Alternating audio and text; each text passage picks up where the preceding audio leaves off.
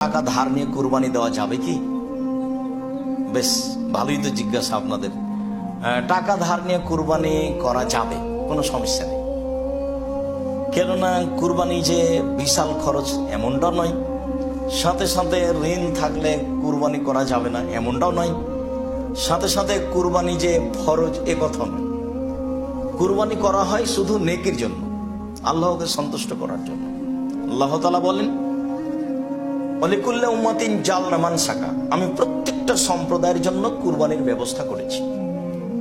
আল্লাহ তাআলা বলেন, লা ইয়ানালাল্লাহু লুহুমুহা ওয়ালা দিমাউহা ওয়ালাকিন ইয়ানালুহু তাকওয়া মিনকুম, নিশ্চয়ই তোমাদের গোশত, তোমাদের কুরবানির রক্ত আমার নিকটে পৌঁছে না, অবশ্যই পৌঁছে তোমাদের তাকওয়া পরহেজগারিতা। যার তাকওয়া পরহেজগারিতা ভালো, পয়সা হালাল, সে কুরবানির নেকি পাবে। আর যার পয়সা হালাল নয়, সে কুরবানির নেকি পাবে না।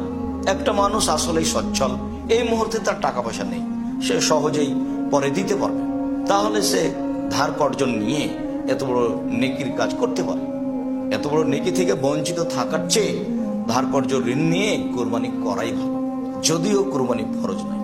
সম্মানিত দর্শক মন্ডলী, আমরা বলতে চাচ্ছি যে ধার কর্জ নিয়ে কুরবানি করাতে কোনো সমস্যা নেই, এটা নেকির কাজ। সাময়িকভাবে মানুষ ধার কর্জ নিয়ে করবে, কেননা এই নেকির কাজ ইচ্ছা করলেই প্রতিদিন হয় না, বছরে একবার আসে। আর মানুষের ধার কর্জ করা কাজটি সাময়িক, আজকে করেছে কালকে তার হাতে টাকা পয়সা চলে আসবে, সহজে পরিশোধ করতে পারবে। আমরা আপনাদেরকে এ ব্যাপারে উদ্বুদ্ধ করতে চাই যে কুরবানির সময় যদি টাকা পয়সা বাঁচাতে নাও থাকে, তা আপনি ঋণ কর্জ করে সহজে কুরবানি করতে পারেন।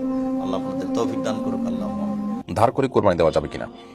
ধার করে কোরবানি দেওয়া এটা তখনই জায়েজ হবে যখন ধারের টাকাটা আপনি পরিশোধ করার কোনো ব্যবস্থা রেখেছেন, এবং যার টাকা যিনি আপনাকে ধার দিয়েছেন সেই পাওনাদারের পক্ষ থেকে প্রেশার নাই, আপনি এটা নির্দিষ্ট সময় নিয়েছেন, সে সময় দিবেন ব্যবস্থা আছে, এর মধ্যে আপনি আবার ঋণ করে কোরবানিও করছেন, সেটাও পরিশোধ করার ব্যবস্থা আছে, এরকম হলে কোনো অসুবিধা নেই। আর যদি ব্যাপারটি এরকম হয় যে পাওনাদারের পাওনার দেওয়ার জন্য চাপ আছে, আপনি সেটা না দিয়ে বরং উল্টো আরো ধার করে কোরবানি করছেন, তাহলে সেটা অবশ্যই জায়েজ নাই। কারণ সেক্ষেত্রে আপনি অন্যের অধিকার যেটা আদায় করা আপনার বেশি কর্তব্য, বেশি গুরুত্বপূর্ণ আপনার জন্য, সেটা বাদ দিয়ে আপনি তার চাইতে কম গুরুত্বপূর্ণ। কম্পেয়ার যখন করবো আমরা, মানুষের অধিকার আদায় করা এটা আপনার জন্য কোরবানি করার চাইতে বেশি গুরুত্বপূর্ণ, আপনি দেনামুক্ত হওয়া, ঋণমুক্ত হওয়া, সেজন্য সেটা আপনাকে করতে হবে।